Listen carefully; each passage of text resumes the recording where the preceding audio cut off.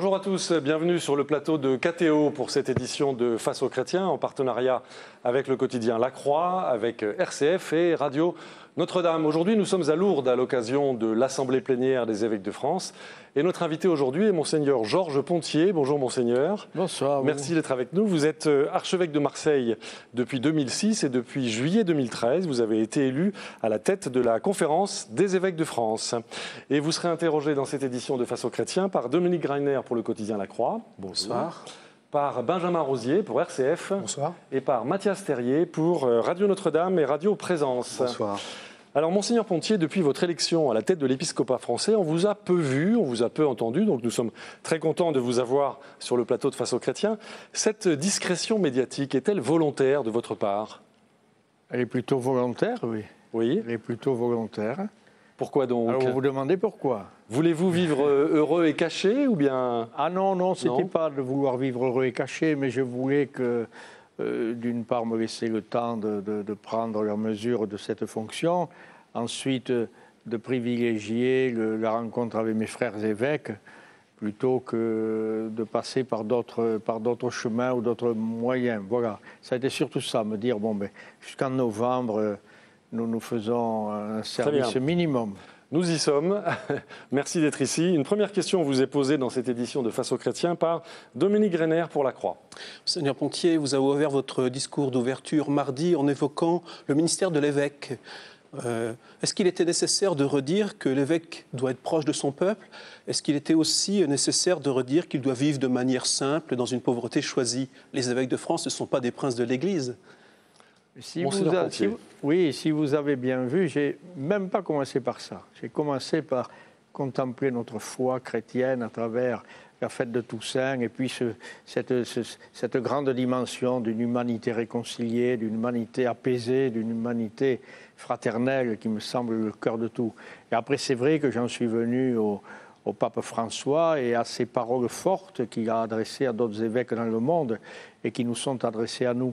Alors, c'est vrai qu'en France, si on prend le mot pauvre dans sa dimension économique du terme, on ne peut pas reprocher ni au clergé français, ni à l'épiscopat français de vivre d'une manière... Les évêques ne sont pas riches en France. Les évêques ne sont pas riches en France et beaucoup de nos confrères d'ailleurs le remarquent et nous le disent.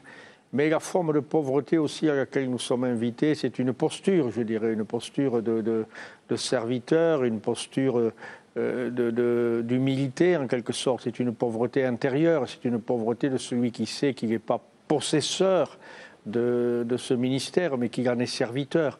Et en ce sens-là, cette pauvreté-là, c'est toujours un bel appel à entendre de notre part. Pour moi, c'est vraiment de ça dont il s'agissait, pour nous, en épiscopat français. De demeurer dans cette posture de celui qui ne s'approprie jamais totalement la charge qu'il a reçue, mais qui demeure un serviteur. Benjamin Rosier, RCF. Monseigneur Pontier, vous avez aussi évoqué le ministère de l'évêque. L'évêque à la tête, au milieu, derrière son troupeau. Est-ce que vous militez pour une plus grande place des laïcs au sein du fonctionnement synodal de l'Église? On sent que le pape François y est plutôt enclin. Je pense que c'est un de nos défis, celui-là, c'est d'arriver à bien vivre, à faire vivre notre Église diocésaine et à faire vivre les serviteurs de cette Église-là, c'est faire vivre chacun dans sa vocation. Et donc la place des laïcs en particulier est une réalité qu'il faut savoir honorer. Et nous pourrions l'oublier parce que le ministère est situé dans notre Église d'une manière un petit peu fondatrice dans la vie de la communauté chrétienne, ou celui des prêtres. Et la place des laïcs est toujours délicate à situer. À des moments, on va dire la place des laïcs, c'est dans la société, c'est dans le monde, mais aussi la place des laïcs, c'est à l'intérieur de l'animation de la vie de la communauté chrétienne. Et dans les réflexions, dans les lieux de décision, c'est important que cette place des laïcs soit honorée, oui. Mathias Terrier, Radio Présence, Radio Notre-Dame. Dans la suite du Concile Vatican II, on ne comprend pas bien qu'il y a encore tant de résistance pour avancer sur ce terrain-là, d'un équilibre entre la place des laïcs, la place des clercs, de ceux qui sont engagés à titre divers. Oui, Monseigneur Pontier. Oui, je comprends ce que vous voulez dire. Vous voulez dire que ça devrait être spontané. Mais vous savez, les choses comme ça, humaines, elles ne sont jamais acquises parce que les hommes changent, les personnes changent. Et chacun de nous, on est avec nos épaisseurs, nos lenteurs, que ce soit des clercs ou que ce soit des laïcs. Quels sont les obstacles? Les obstacles, c'est la conversion de chacun, mon cher. C'est la conversion de chacun des deux côtés. Peut-être que les clercs n'ont pas toujours envie de collaborer avec des laïcs, mais il y a des laïcs... Vous constatez, Monseigneur Pontier, ça que parfois les clercs sont un peu encombrés des laïcs? Non? Ça dépend des diocèses. On a du mal à les situer à la bonne place. Et puis, il se peut aussi que parfois, des laïcs veulent réduire le rôle du prêtre à son rôle sacramentel, point final. Et on a besoin de vous. Ça va dans les deux sens. Ça va dans les deux sens, oui. Et donc, c'est toujours à réacquérir. Mais je crois quand même que, un, nous avons progressé, et deux, suivant l'histoire des diocèses, on n'a pas progressé de la même manière en ce domaine. Je le vois à travers le nombre, mettons, de laïcs en responsabilité, etc. Et puis, surtout, ne pas quand même perdre... Peut-être il ne faudrait pas perdre la vocation des laïcs dans le monde et comment la soutenir et en l'honorant quand même, en associant ces laïcs, en bénéficiant de leur expérience à l'intérieur de leur vie professionnelle, dans nos réflexions et dans les engagements. Dominique Greiner, Lacroix. Et pour poursuivre dans la même ligne, vous dites dans votre discours d'ouverture que voilà, l'évêque doit se mettre aussi parfois à genoux pour se mettre à l'écoute. Qu'est-ce qu'on peut inventer comme lieu pour se mettre à l'écoute de ce que les laïcs peuvent dire aux évêques ? Et je préciserai peut-être la question, si vous voulez bien, Monseigneur Pontier. Vous avez dit également dans votre discours que parfois les évêques sont en tête du troupeau, parfois derrière ou parfois au milieu. Et on a bien vu pendant les événements du printemps dernier, pendant les manifestations, que certains laïcs auraient souhaité que les évêques soient plutôt devant, certains soient plutôt derrière. Comment vous voyez ça, Monseigneur Pontier ?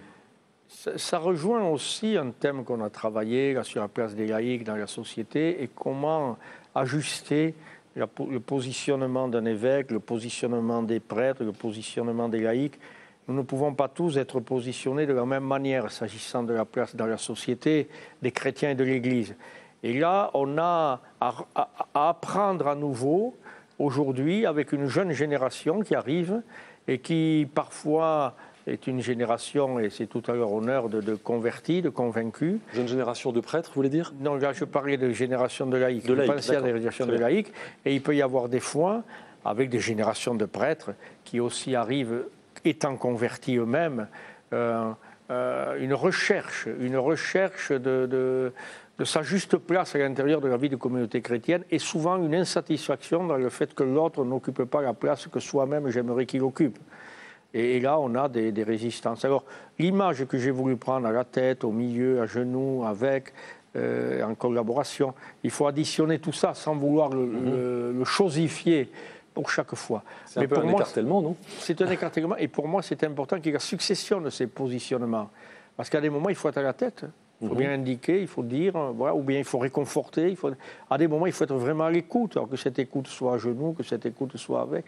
Et à des moments, il faut se réjouir que des gens soient partis devant. Et donc on est derrière, très bien, mais pas derrière au sens d'un retard ni derrière. Mais on a regardé du dynamisme qui ne venait pas de nous. On n'avait pas lancé quelque chose et pourtant c'est bon. C'est ce qui s'est passé au printemps dernier ? Par exemple, il y a une partie de ce qui s'est passé au printemps dernier qui relève sûrement de cet ordre. Benjamin Rosier, RCF. Chez les clercs, n'existe-t-il pas finalement une crainte de ces prises de position de cette jeune génération ? On l'a vu sur le mariage pour tous, des prises de position qui pourraient aller dans tous les sens. C'est quelque chose qui est ressorti dans le groupe de travail, de réflexion là, sur la présence des chrétiens dans la société contemporaine. Est-ce que c'est quelque chose, vous avez peur de ne pas le contrôler, j'ose le mot ? Je pense que ce n'est pas l'idée du contrôle, c'est l'idée dans notre Église de l'équilibre entre l'initiative propre et légitime de chacun et puis le maintien de la communion à l'intérieur de la vie ecclésiale. Et il me semble qu'une des clés, c'est que chaque sensibilité soit perçue comme une richesse, mais que chaque sensibilité sache jusqu'où elle ne doit pas aller pour ne pas casser le tissu de la communion ecclésiale. À un moment donné, il faut avoir un amour suffisant de l'Église pour savoir que le risque de casser ce tissu de l'Église est trop important et que mon ardeur, je vais la réfréner un petit peu et je vais accepter que d'autres marchent plus lentement ou que d'autres marchent un petit peu autrement. Dominique Greiner, Lacroix. Ce pluralisme qu'on observe dans la société, il existe aussi parmi les évêques ? Le pluralisme, parmi les évêques, il y a, grâce à Dieu, du moins je pense que ça vient de Dieu, hein. Grâce à Dieu, nous sommes de sensibilités différentes, mais nous avons appris, je crois, et nous apprenons de mieux en mieux, c'était encore souligné aujourd'hui par tel ou tel, nous apprenons de mieux en mieux à nous écouter alors qu'on a des approches ou des sensibilités ou des positionnements légèrement différents. légèrement différent. Suivant les sujets, le légèrement peut devenir un tout petit peu plus fort, sur d'autres sujets un peu plus faible. Mais on a un positionnement, et ce n'est pas étonnant, on est situé diversement, on est de générations différentes, et donc ce n'est pas étonnant. Mathias Terrier. Est-ce que ce que vous venez de nous dire là, c'est l'explication de votre élection ? Je veux dire par là, est-ce que finalement, à force de s'écouter, de trouver des terrains d'entente, l'élection a donné lieu à l'élection de Monseigneur Pontier à la tête de l'Assemblée plénière des évêques de France. Vous accueillerez quelque évêque qui a pu voter, vous lui demanderez pourquoi ils ont voté pour moi. Vous l'avez interprété vous-même. C'est pas moi qui leur ai demandé, ni qui leur ai dit. Précédemment, vous avez été vice-président de la Conférence des évêques. Vous avez déjà une expérience pour ça, il y a un ensemble de raisons qui peuvent expliquer que j'ai été élu, mais voilà, je ne saurais pas les résumer uniquement par cet aspect-là. Mais ceci dit, vous avez dit dans votre discours d'ouverture, le président des évêques n'est pas le chef des évêques, il ne dicte pas une politique. C'est important pour vous, ça ? C'est aussi une des raisons pour lesquelles je n'ai pas parlé avant cette Assemblée. Parce que accepter de parler avant cette Assemblée, ça veut dire que je suis un président à la mode des présidents de la société civile qui sont des chefs. Des chefs qui vont donner leur marque, la ligne qu'on va suivre. Or, pour moi, il me semble que l'image du président de la conférence des évêques, c'est celui qui permet à cette conférence de travailler ensemble, de jouer le dialogue, de jouer la recherche de la juste position des évêques aujourd'hui. Et je sens dans mon devoir d'être certes le président, donc je ne vais pas nier qu'il y a des moments où il faut décider, où il faut dire ça on va le faire, ça on ne va pas le faire, mais je ne le fais pas parce que je suis Georges Pontier, avec la sensibilité de Pontier, mais parce que je sens que c'est là qu'aujourd'hui l'ensemble des évêques disent c'est plutôt vers là qu'il serait bien d'aller. Mathias Terrier, Radio Notre-Dame, Radio Présence. Cette façon d'avancer consensuelle que vous exposez là, est-ce qu'elle ne conduit pas parfois à un certain immobilisme ? Vous savez, l'immobilisme, une autre manière de faire pourrait provoquer, si ça marchait mal, la division. Alors, le risque peut-être c'est l'immobilisme, mais je ne crois pas, parce que si je voulais... L'immobilisme signifierait que je ne prendrais jamais de décision, ou que je pousserais jamais dans un sens ou dans l'autre, ou que je n'aurais pas été capable de sentir que l'Assemblée a envie d'aller vers là. Donc l'immobilisme viendrait sûrement de la mauvaise manière de mener un débat ou d'en tirer les conclusions et les conséquences. L'immobilisme serait un signe de ne pas arriver à trancher ou à avancer. Il y a du Bergoglio en vous, Monseigneur Pontier, on l'a dit souvent. Oui. La collégialité, l'écoute de tous, mais en même temps, la volonté affirmée de jouer son rôle. Moi, vous savez, je suis un serviteur dans l'Église. Si certains pensent que je suis un Bergoglio, j'espère qu'ils connaissent bien le pape actuel déjà. Au bout de quelques mois, peut-être qu'ils ne le connaissaient pas beaucoup ni assez, mais ils verront vite la différence. Dominique Greiner, La Croix. Pour poursuivre sur votre discours d'ouverture, la tonalité sociale a marqué, et avec ce souci d'être à l'écoute des pauvres, d'être à l'écoute du monde comme Dieu peut l'être. Est-ce que ça aussi c'est une marque personnelle ou c'est vraiment un chemin que vous voulez indiquer pour l'Église de France ? Pontier. C'est les deux. C'est plutôt que marque personnelle, ce n'est pas une marque dans le sens idéologique du mot, mais c'est dans le sens de l'expérience. Mon expérience de vie, mon expérience de famille, mon expérience de 25 ans d'épiscopat, mon expérience diverse me fait voir qu'il y a là un enjeu évangélique premier. Et pour moi, c'est d'abord ça. Ce n'est pas un choix social, mais c'est un choix évangélique. Pour moi, ce n'est pas une orientation sociale, c'est une orientation évangélique. L'évangile nous invite à regarder la vie de cette manière-là et à nous positionner de cette manière-là. Et donc, c'est ça que j'aimerais qu'on comprenne. J'aimerais qu'on comprenne que dans mon discours d'ouverture, je n'ai pas voulu me situer de la manière sociale, mais d'une manière inspirée de l'Évangile. Évangélique. Benjamin Rosier, RCF. Oui, alors, je vous souhaitais parler de laïcité, puisqu'on est dans le discours d'ouverture. Et dans le discours d'ouverture, vous évoquez « nous ne sommes pas croyants contre l'État ». Je me souviens, quelques temps après votre élection, quelques mois, en juillet, à l'un des brefs passages devant la presse, vous déploriez des élus politiques qui parfois prennent les croyants pour des malades psychologiques. Je me rappelle cette expression. Est-ce à dire que pour vous, l'État aujourd'hui, en France, verse dans un laïcisme ? Monseigneur Pontier. Je pense que c'est un des risques de la laïcité, qui est une bonne chose. La laïcité de l'État, c'est une bonne chose, c'est une chose nécessaire, c'est une chose enviée par beaucoup d'autres pays et c'est une chose que nous souhaitons à beaucoup d'autres pays. Mais le danger de la laïcité de l'État, c'est quand l'État veut faire de la laïcité une quasi-religion, une quasi-religion civique ou civile, et qu'il veut distiller en dehors de toute référence religieuse ou transcendante. Et à ce moment-là, il verse dans le laïcisme qui veut ramener dans la vie privée, toute autre conviction que celle que l'État demande d'avoir. Ce risque, vous le sentez présent aujourd'hui ? Ce risque n'est pas totalement absent. Oui, il n'est pas totalement absent. Et c'est bien que les citoyens, qui sommes divers dans nos appartenances et dans nos religions et dans nos cultures et dans notre forme d'athéisme aussi, nous ne laissions pas l'État nous imposer une seule manière d'être. Ils le font par rapport aux religions, mais peut-être on peut sentir ce laïcisme aussi quand l'État veut trop en faire par rapport aux enfants, indépendamment des familles. Par exemple ?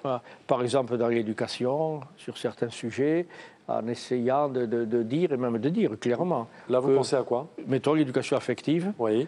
Qui serait quelque chose dont l'État devrait avoir la charge beaucoup plus pour libérer les enfants de la pression familiale ou de la vision culturelle des uns et des autres. Non. Donc ça, c'est un point d'attention pour vous ? Oui, c'est un point d'attention. Tout en redisant que la laïcité est une bonne chose. Mathias Terrier, Radio Présence, Radio Notre-Dame.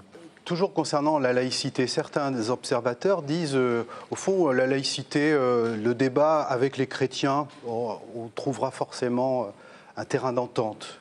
Mais avec d'autres religions, avec d'autres croyants, la France se prépare des lendemains plus difficiles. Qu'est-ce que vous pensez de cette analyse ? Monseigneur Pontier. Et je pense que cette analyse reflète l'histoire de notre pays, qui a grandi en lien avec le christianisme et avec le catholicisme en particulier s'agissant de la France, dont il y a une habitude de vivre ensemble, d'être en relation directe. Qui va l'emporter, au fond. Et qui va... Non, mais on y est habitué. Oui. Donc arrivent d'autres, on a peur. La peur nous vient de ce qui est nouveau. Viennent chez nous maintenant une communauté... Finalement, nous parlons là d'une communauté forte qui s'appelle l'islam. Et parce que le judaïsme, il y a un moment que nous sommes ensemble et nous avons su faire. Donc on accueille en Europe, sur un terrain dans lequel il n'était pas massivement présent, une communauté nombreuse, respectable, de musulmans qui ont à apprendre à vivre dans une république laïque et dont nous avons à apprendre, et nous, à l'égard desquels nous avons à apprendre leur culture, leur positionnement, leurs valeurs, mais en le faisant si possible, sans les stigmatiser de trop, pour ne pas les mettre dans une position de peur qui va accroître leur comportement identitaire. Mais je pense que nous n'avons qu'une solution, ou c'est la guerre ou nous y arrivons. Donc moi je suis de ceux qui préfèrent chercher les chemins où nous allons y arriver, que de ceux qui pensent que c'est impossible et impensable. Et je crois que le christianisme porte de fait un ensemble de valeurs qui permettent de creuser les chemins de la fraternité, du vivre ensemble, et que l'islam, pour connaître un certain nombre de gens dans l'islam, ont aussi des richesses qui peuvent permettre qu'on y arrive, mais sans que nous soyons naïfs, c'est-à-dire il y a un travail au sein de l'islam actuellement qui est très important. Il faut que le monde de l'islam travaille ça entre eux. Nous allons évidemment revenir sur cette question tout à fait essentielle, mais nous marquons une première pause dans cette édition de Face aux chrétiens. Vous restez avec nous, à tout de suite.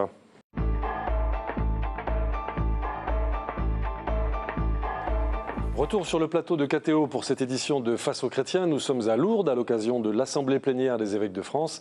Et notre invité est Monseigneur Georges Pontier, archevêque de Marseille et président de la Conférence des évêques de France. Il est interrogé dans cette édition de Face aux chrétiens par Dominique Greiner pour le quotidien La Croix, par Mathias Terrier pour Radio Notre-Dame et Radio Présence et par Benjamin Rosier pour RCF. C'est Benjamin Rosier qui pose la première question de cette deuxième partie. Alors Monseigneur Pontier, on connaît votre engagement à Marseille pour le dialogue interreligieux et plus particulièrement pour le dialogue avec l'islam. Dans vos relations avec vos interlocuteurs musulmans, vous disent-ils que pour eux, il y a une importance aujourd'hui, une certaine validation de la formation des imams pour contrer l'émergence d'un islamisme radical en des lieux bien circonscrits du territoire. On parle souvent des quartiers dits sensibles. Monseigneur Pontier. Le dialogue avec l'islam est un dialogue nécessaire, c'est un dialogue difficile, c'est un dialogue important. Alors pour nous, en tant qu'Église, en tant que chrétiens, c'est un dialogue qui se veut d'abord d'ordre spirituel. Donc nous avons des échanges avec des imams d'ordre spirituel, des prêtres et des imams se rencontrent régulièrement, quelques femmes avec maintenant, pour un dialogue spirituel et d'amitié. Est-ce que vous sentez une radicalisation du côté de vos interlocuteurs musulmans? Du côté de ceux qui participent à ce genre de réunion, non. Nous ne sentons pas de radicalisation par rapport à eux, mais nous sentons de la radicalisation par rapport à d'autres imams ou à d'autres personnes, et au sein de communautés. On ne peut pas nier qu'il y a à l'intérieur de l'islam un courant radical qui existe et qui est présent chez nous en France et qui est fait présent peur à beaucoup aussi de catholiques aujourd'hui. Vous sentez ça aussi? À Marseille. Mais vous savez, je crois qu'il y a un premier combat à gagner, qui n'est pas un combat contre, mais qui est un combat en nous, en chacun de nous. Chacun de nous, on est habité par des peurs, et quand on a des peurs, on ne peut pas dialoguer. On ne peut pas dialoguer quand on a peur de l'autre. Donc il faut gagner cette peur de l'autre qu'on a en soi pour pouvoir dialoguer avec celui qui est en face. Et celui qui est en face doit vaincre ses peurs, qui les habitent aussi, pour pouvoir dialoguer avec nous. Donc il y a un chemin de l'amitié qui est un premier chemin indispensable pour gagner la confiance, gagner la connaissance et pouvoir vraiment se rencontrer. Le premier chemin du dialogue, c'est l'amitié, c'est la relation, c'est la connaissance. Mathias Terrier, Radio Notre-Dame, Radio Présence. Mais vous comprendrez que dans le contexte international que nous subissons tous d'une façon ou d'une autre, à travers les médias notamment, cette peur se justifie. On comprend pourquoi les gens ont peur. Vous le voyez ça aussi? Est-ce que vous sentez ça, Monseigneur Pontier? Bien sûr que Oui. je sens que le dialogue islamo-chrétien en Europe et en France est marqué aussi par ce qui se passe à l'international. Et en particulier sur les courants islamistes très forts et terroristes qui, ici ou là, commettent des exactions inacceptables. Grâce à Dieu, il y a quelques paroles, mais pas assez, qui se lèvent au sein de l'islam pour dire que l'islam, c'est pas ça. Il faudrait beaucoup plus de paroles à l'intérieur de l'islam. Ça, vous attendez ça, hein? D'imams reconnus qui disent ça, c'est pas l'islam, et qui condamnent cette défiguration de cette religion. Et il faut qu'il y ait un espèce de magistère, mais ça n'existe pas en islam, mais qui se dresse pour dire non, ça, c'est pas acceptable, c'est pas notre religion. Et ça sera un grand pas le jour où nous y arriverons. Et puis c'est vrai, et c'est aussi marqué par le fait que nous remarquons que dans des régimes, dans des pays où l'islam est majoritaire et où il y a la tentation d'imposer la charia, ils ont du mal à faire une place reconnue aux minorités. Et ça aussi, il faut qu'ils apprennent à faire une place reconnue citoyenne aux minorités, parmi lesquelles la minorité chrétienne. Même si cette minorité est consistante, comme dans certains pays, l'Égypte ou autres. Dominique Greiner, La Croix. Justement, concernant ces minorités chrétiennes, aussi dans votre discours d'ouverture, vous avez fait aussi un appel assez fort, une prise de position. Est-ce que vous pourriez préciser la nature de ce désir des évêques de France à l'égard... C'est nos rencontres avec les patriarches, avec les évêques. Vis-à-vis des chrétiens d'Orient, je précise. Venant des chrétiens d'Orient et du Moyen-Orient et du Proche-Orient, qui eux-mêmes nous disent que ce dont ils ont besoin, ce n'est pas de bombes, ils n'ont pas besoin d'intervention de l'Occident, ils ont besoin à être aidés à avoir un positionnement politique démocratique. Et à l'intérieur de cet élément démocratique, il y a 3 caractéristiques qui étaient citées, que je disais dans mon discours. La première, c'est une citoyenneté totale et reconnue, égale pour tous, et pas avec des différences. La deuxième, c'est la liberté de religion et de l'exprimer et de se convertir.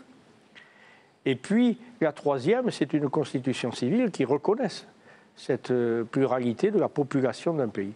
Donc ça, c'est des objectifs très importants que nos États et nous-mêmes, les États dans leur travail diplomatique, et nous autres dans notre expression, nous devons rappeler comme étant le mode de vie qui permet à des gens différents de vivre ensemble. Une autre question, Benjamin Rosier, RCF. Sur les chrétiens d'Orient, vous disiez vous-même qu'il y avait cet appel au soutien, mais on sait qu'en Syrie, aujourd'hui, beaucoup de voix s'élèvent pour dire qu'il y a une hémorragie qui est maintenant irréversible et qu'on pourrait se retrouver avec des millions de réfugiés, mais là j'ai envie de parler de réfugiés chrétiens, peut-être pas des millions, dans des pays aux alentours, mais qui sont aussi le jeu de ces grandes puissances, de ces financements, notamment d'un djihadisme, etc. Enfin, tout ça est très complexe et on sent que ces chrétiens d'Orient sont au milieu de ce jeu-là. Qu'est-ce que l'Église de France peut leur dire aujourd'hui pour les soutenir? Monseigneur Pontier. Moi, je répéterai ce que disent leurs évêques. Ils leur disent « ne partez pas, restez ». Et puis ils nous disent « aidez-nous à tenir pendant l'orage qui passe ». On en a connu dans notre histoire, mais ceux qui partiront ne reviendront pas, donc il ne faut pas qu'ils partent. Ou s'ils partent proches dans des camps dans le pays voisin, mais là soyez présents pour les aider à tenir le coup par des aides financières, par des aides de soutien pour qu'ils puissent vivre et pour qu'ils puissent tenir. Voilà. Et puis, le troisième point qu'ils nous demandent, c'est d'agir auprès de nos gouvernements, auprès des autorités de nos pays, pour faire prendre conscience que leur fuite n'est pas poussée par des raisons légères, mais qu'ils ont vu le sort fait aux chrétiens après certaines révolutions, je pense à l'Irak, qui n'ont pas été gérées à terme par l'arrivée d'un pouvoir démocratique.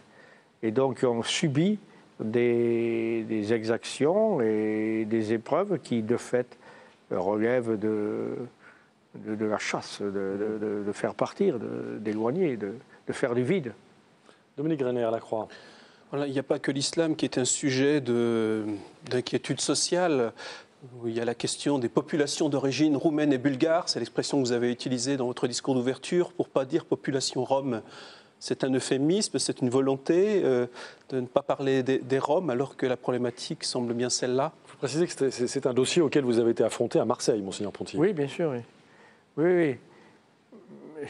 Les mots, c'est important, les mots. Et il y a des mots qui stigmatisent, et puis il y a des mots qui sont le reflet de la réalité. Ce sont des gens de population roumaine et bulgare. L'adjectif que je ne reprononcerai pas est un adjectif qui est devenu trop dur dans l'utilisation qui en est fait par beaucoup. Et il n'est pas une injure, mais presque une injure dans la bouche de certains. Et c'est inacceptable. C'est inacceptable parce que ces personnes sont des êtres humains. Ils ont la même dignité que vous et moi. Et ce n'est pas parce qu'ils ont un sort difficile aujourd'hui qu'on doit se permettre de parler d'eux d'une manière injurieuse. Qu'il y ait des problèmes réels à régler, tout à fait d'accord. Qu'il y ait parmi eux des personnes qui ne sont pas honnêtes, tout à fait d'accord. Mais il faut traiter les problèmes un par un. S'il y a des gens qui ne sont pas honnêtes, eh bien, il faut les sanctionner comme on sanctionne quelqu'un qui n'est pas honnête. Mais ensuite, qu'on traite des gens en fonction de leur appartenance globale à une ethnie, donc c'est du racisme, à une ethnie, sous prétexte qu'ils sont de cette ethnie, là, il y a quelque chose qui est inhumain. Et qu'est-ce que vous dites, Monseigneur Pontier, aux catholiques qui vous disent « mais nous, on a vraiment beaucoup de mal à intégrer ces populations ». Qu'est-ce que vous leur dites? Qu'est-ce que vous leur proposez? Je pense qu'il n'y a que deux catégories de gens parmi les chrétiens. Il y a des gens qui, à mon avis, comme ça, et en respectant tout le monde et sans vouloir stigmatiser, puis en sachant qu'à moi-même, le combat se mène. C'est pas facile, ces questions-là. Mais il y a des gens pour qui l'analyse politique et ce qui s'est installé dans la tête, dans le cerveau, a pris le dessus sur toute autre analyse objective et sur toute autre approche évangélique. Et puis vous avez d'autres qui sont de l'autre côté et qui ont choisi le chemin que je dirais évangélique à 100%, mais qui pourraient oublier qu'il y a aussi des analyses à faire et qu'il y a de réels problèmes. Donc c'est un équilibre difficile. C'est un équilibre à trouver. Avec les uns, il va falloir rappeler, attention, c'est bien, ce que vous faites, c'est bien, mais réaliser qu'il y a ceci, qu'il y a des problèmes de voisinage, et qu'on ne peut pas nier que c'est vrai qu'il y a des problèmes de voisinage, et que donc ça c'est une réalité humaine et qu'on peut comprendre que des gens qui se retrouvent avec du bruit ou avec je ne sais pas quoi à côté, sans arrêt, au bout d'un moment n'arrivent pas à l'assumer, n'arrivent pas à le vivre. Voilà. Je veux dire, il y a des réalités qu'il faut accepter de regarder et que la bonne volonté ne suffit pas. Si on veut trouver une solution, il faut être à la fois généreux, le plus généreux qu'on peut, mais en même temps, il faut être réaliste et il faut trouver les chemins du possible. Et parmi ces chemins du possible, il y a aussi celui de faire place à l'autre dans des conditions dignes. Mathias Terrier, Radio Notre-Dame, Radio Présence. Justement, alors, parmi ces chemins, est-ce que vous pourriez nous en tracer un concret ? Parce que, au-delà des catégories que vous essayez de brosser, il y a les voisins des Roms qui s'installent dans tel ou tel endroit. Et qu'est-ce que doivent faire les catholiques, les chrétiens? Où doivent-ils être? Dans quelle action concrète? Concrètement, nous, parmi les actions qu'on a pu mener pour le moment, à Marseille, au niveau des chrétiens, mais il y en a bien d'autres que nous qui font des choses à Marseille avec les Roms et pour les Roms. Il y a un tissu associatif qui est très fort et qui est très beau, et qui n'est pas sans limite non plus, qui n'est pas sans erreur non plus, mais qui montre qu'il y a des choses possibles. Bon, nous-mêmes, au niveau ecclésial, on a pendant plus d'1 an accueilli dans une maison qui nous appartenait une dizaine de familles. Les enfants ont été scolarisés dans l'école du quartier. Un accueil, tout s'est bien passé. On a travaillé l'alphabétisation avec les adultes. On a réussi à faire des projets avec certains grâce à une association qui est compétente, qui nous aide. Nous, tout seuls, on ne sait pas faire. Mais il y a des associations avec lesquelles on peut bâtir une convention et poursuivre un projet. Bon, maintenant, ce lieu, on a été obligé, pendant quelques mois, de le restaurer parce que, autant dans l'accueil d'urgence, c'était possible de garder là ces gens, mais c'était indigne d'envisager de les garder là dans la durée, alors que cette maison était une école et n'était pas faite pour être des habitations. Donc il nous faut transformer cette école en habitation. Et c'est ce qu'on est en train de faire pour le moment. On voit que c'est compliqué au quotidien. C'est compliqué, les solutions. Mais les forces de police du quartier nous ont dit honnêtement, depuis qu'il y a cette centaine de Roms qui sont là, il n'y a pas eu plus de délits qu'il n'y en avait eu les années précédentes. Qu'il y ait eu autour d'eux des voisins qui manifestaient leur hostilité à cette décision que nous avions prise, il y en a eu. Et que parmi eux, il y a eu des chrétiens, il y en a eu, bien sûr. Ça n'a pas fait l'unanimité. Très bien. Et je ne me sens pas supérieur à qui que ce soit. Une dernière question pour cette seconde partie de Face aux chrétiens. Dominique Greiner, La Croix.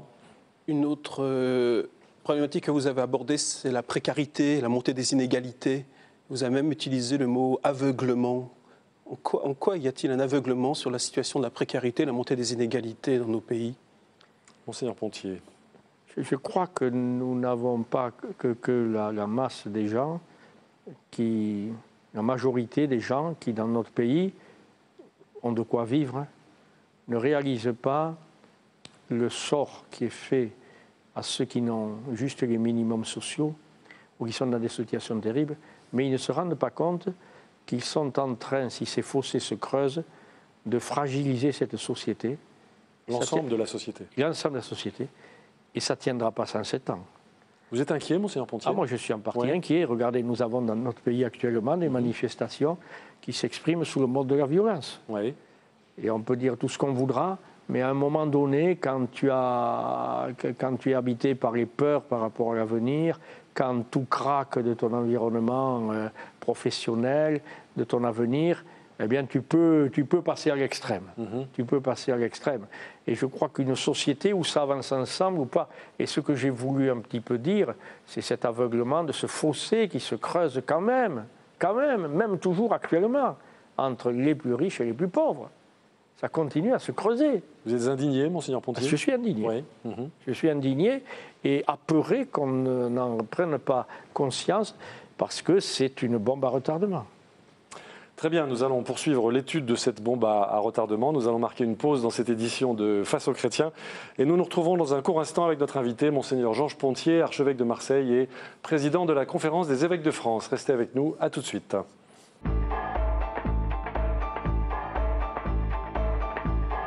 Retour sur le plateau de KTO pour cette troisième et dernière partie de Face aux chrétiens. Nous sommes à Lourdes pour l'Assemblée plénière des évêques de France et notre invité est le président de la Conférence des évêques de France, Monseigneur Georges Pontier, archevêque de Marseille. Il est interrogé dans cette édition de Face aux chrétiens par Dominique Greiner pour La Croix, par Benjamin Rosier pour RCF et Mathias Terrier pour Radio Notre-Dame, Radio Présence. C'est Mathias Terrier qui pose la première question de cette dernière partie de Face aux chrétiens.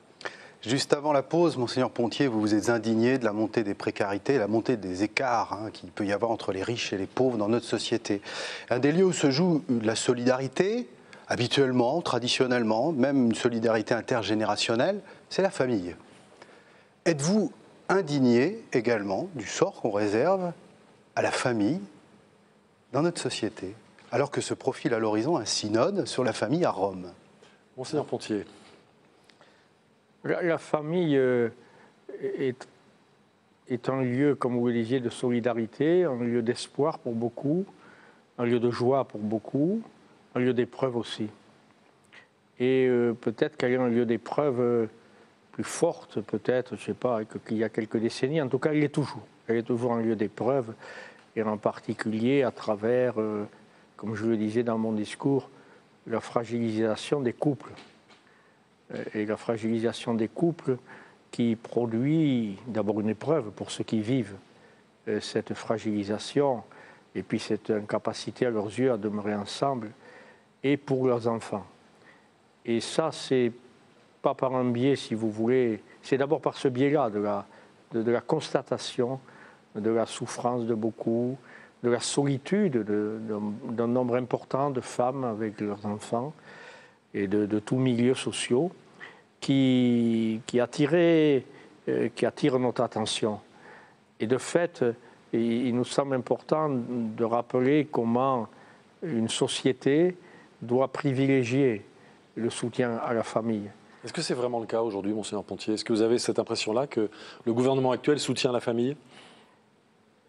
On est dans une dynamique qui était de soutien à la famille. Et nous savons bien que c'est une des explications de ce record que nous avons en Europe du taux de fécondité. La fameuse politique familiale à la française. Voilà, et qui est une bonne chose et qu'il ne faudrait pas perdre. Mais dans le contexte économique que nous traversons... Vous la sentez menacée? Oui, je sens des tentations de réduire les aides à la famille qui ne seraient pas un bon choix pour le bonheur des personnes et pour l'avenir de notre pays. Parce que je crois que l'avenir de notre pays repose aussi sur cette dynamique du don de la vie, sur cette dynamique de la famille, sur ce soutien.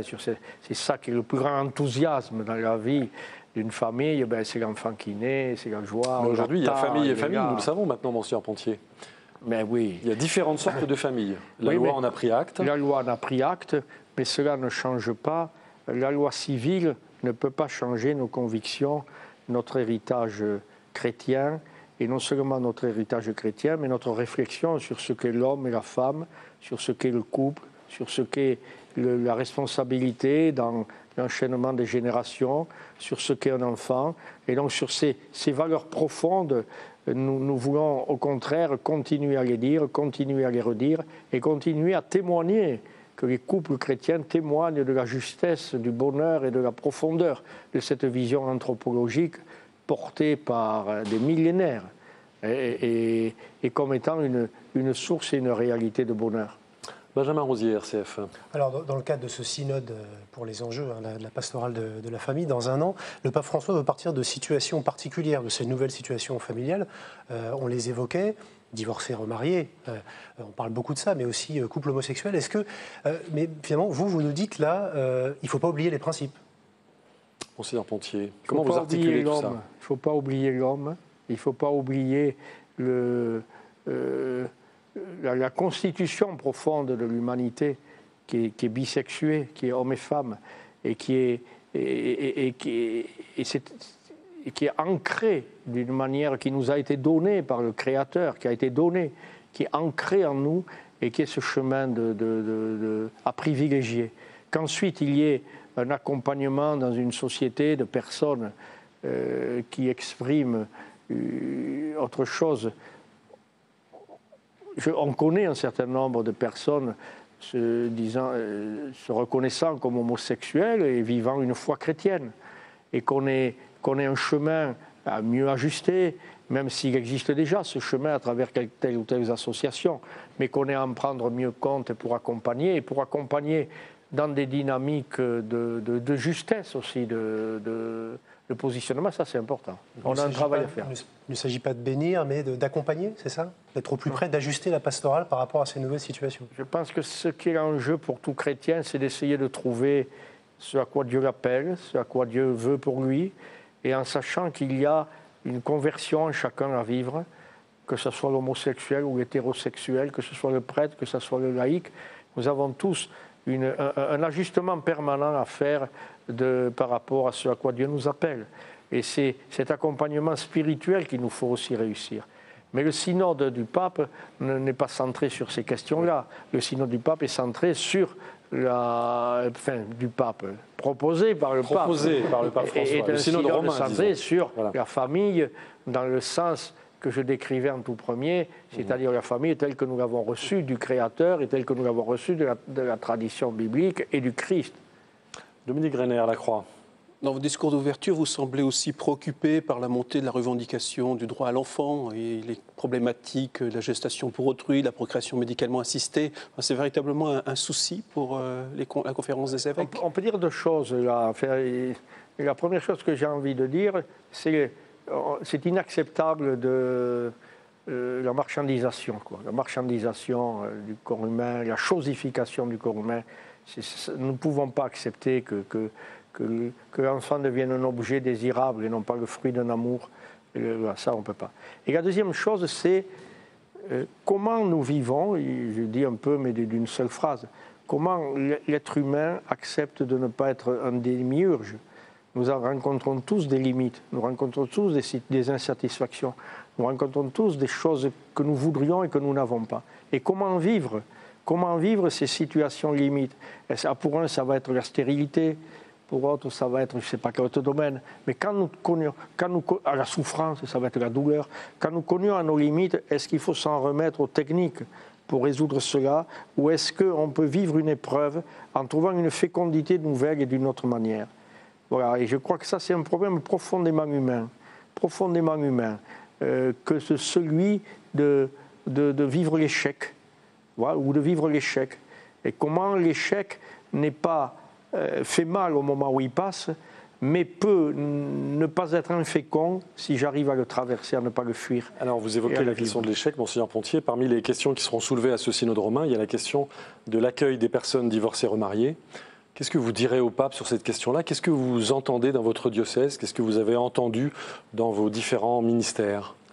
Oui, vous voyez, cette année, on a travaillé un peu avec le Conseil pastoral diocésain sur cette question, mais ce qui nous paraît essentiel, c'est d'abord ce que je disais il y a un instant, c'est quand je suis avec des divorcés remariés, la question la plus profonde, c'est de dire, remettez-vous devant Dieu, et à quoi Dieu vous appelle dans cette situation nouvelle. Quel est le chemin humain et spirituel que vous pouvez faire? Quelle est la rencontre de Dieu que vous allez vivre? Et comment vous allez la vivre? La vraie question n'est pas changer la loi, mettons, par rapport à la communion. Elle ne suffirait pas. Si on dit que le problème est simplement par rapport à l'acte de la communion sacramentelle, on est à côté de ce qui est le plus profond. Mais ces personnes, elles ont vécu un échec, au moins une des deux, une souffrance, puis il y a eu un nouvel amour, et ce nouvel amour a porté ce qu'il porte, mais à quelque chose de beau, à quelque chose de grand pour eux. Et il faut à la fois il faut pouvoir le reconnaître. Ne pas gommer, oui, il faut pouvoir le reconnaître. Il faut à la fois gommer il ne faut pas gommer ce qui a été cette partie de souffrance et d'échec qu'il y a eu, mais on ne peut pas nier que sans qui est en train d'être vécu, il n'y a que du mauvais non plus, il ne faut pas rigoler. Donc il nous faut trouver cet équilibre, en particulier, ce que notre pape appellera la miséricorde aussi dans l'accompagnement. La miséricorde et la vérité, c'est ça qui nous est difficile toujours à entendre quand nous sommes en situation de réflexion, de relecture de nos vies. Nous voulons tous qu'il y ait la miséricorde, mais il faut, pour que la miséricorde soit juste, il faut aussi qu'il y ait une part de vérité qui soit rappelée et qu'on relativise pas tout, qu'on banalise pas tout. Attentif, mais attentif surtout à la complexité de ce dossier. Oui, c'est un dossier complexe, mais j'ai eu, quand j'étais curé de paroisse, mais même depuis que je suis évêque avec des catéchumènes, des rencontres avec des couples divorcés, remariés. Et ce que je vous dis là, je peux le leur dire et je vois que c'est audible et je vois que dans certains cas, ça a porté un fruit que n'aurait pas porté le seul fait de changer une loi. Mathias Terrier, Radio Notre-Dame, Radio Présence. Parmi les sujets qui vont s'imposer à notre société dans les semaines, mois à venir, il y a le sujet de la fin de vie, à travers notamment peut-être la remise en discussion de cette loi qu'on appelle la loi Leonetti. Vous l'abordez d'ailleurs, ce sujet, dans votre discours introductif à cette assemblée plénière des évêques de France. Qu'est-ce que vous diriez de façon simple? Quelle est la ligne à ne pas franchir? Quel est ce pilier fondamental sur lequel vous vous reposez pour dire attention, si on déstabilise ce pilier-là, alors on ne sait pas de quoi demain sera fait. On se met en danger. Tu ne tueras pas. C'est ça la ligne rouge. La ligne rouge, c'est tu ne tueras pas. La ligne rouge, c'est l'accompagnement personnel, l'accompagnement technique, l'accompagnement médical pour soulager la douleur, pour apporter la présence, pour laisser. Voilà. Mais j'essaie là, on voit bien que toute la dynamique des soins palliatifs qui s'est développée ces dernières décennies apporte une expérience que l'être humain, accompagné de manière juste, de manière compétente par le corps médical pour le traitement de la douleur, accompagné par la famille, par le personnel ou par des amis en termes de présence, eh bien, fait que la question de l'acte de donner la mort n'est plus demandée. Dans l'immense majorité. Donc pas de suicide assisté. Pas de suicide assisté. Benjamin Rosier, RCF. Mais pas d'acharnement thérapeutique. Mais pas d'acharnement thérapeutique. C'est là qu'il y a l'équilibre. Vous estimez qu'aucune amélioration est à apporter à la loi Leonetti en La l'état? loi Leonetti nous paraît une très bonne loi, oui. Elle nous paraît une très très bonne loi qui est allée, malheureusement, elle n'est pas assez connue même du corps médical, elle n'a pas induit, on n'a pas immédiatement induit les formations qui devaient être mises en œuvre pour le traitement de la douleur et pour les actes médicaux légitimes à un moment extrême de la vie pour adoucir la souffrance sans poser l'acte de tuer, mais qui peut même, cet adoucissement qui peut aller jusqu'à avoir des effets de hâter le dernier moment, mais sans jamais le provoquer. Et en même temps, elle n'est pas assez connue des familles, elle n'est pas assez connue de chacun de nous, elle a été trop ignorée. Voilà, elle a été trop ignorée, mais je crois qu'on peut s'honorer, la France, d'avoir une telle loi et d'être arrivé à un tel équilibre. Alors, Monseigneur Pontier, nous arrivons au terme de cette édition de Face aux chrétiens. Je voudrais vous poser une dernière question. Lors de votre élection, vous aviez annoncé votre objectif, je vous cite, « Redonner le goût de Dieu dans une société indifférente ». Est-ce que ce n'est pas une mission très, très difficile aujourd'hui? En tout cas, je vous remercie de rappeler ces mots, parce que je pense que c'est vraiment ça qui nous anime. Ce qui nous anime, c'est que Dieu soit connu, que Dieu soit reconnu, et que chacun se sache aimer, et que chacun se sache désiré par ce Dieu. Et révéler ça à l'être humain, c'est vraiment notre mission, c'est vraiment ce qui nous anime. Et c'est ce qui nous fait regarder chaque être humain avec beaucoup d'empathie, avec beaucoup de désir, qu'ils reconnaissent sous la forme que Dieu connaît, que Dieu sait, voilà, ce Dieu qu'il aime. Merci beaucoup à vous, Monseigneur Georges Pontier. Je rappelle que vous étiez donc notre invité aujourd'hui depuis Lourdes à l'occasion de l'Assemblée plénière des évêques. Vous êtes archevêque de Marseille et vous présidez depuis juillet dernier la conférence des évêques de France. La semaine prochaine, notre invité sera un autre Marseillais puisqu'il s'agira du sénateur maire UMP de Marseille, Jean-Claude Gaudin.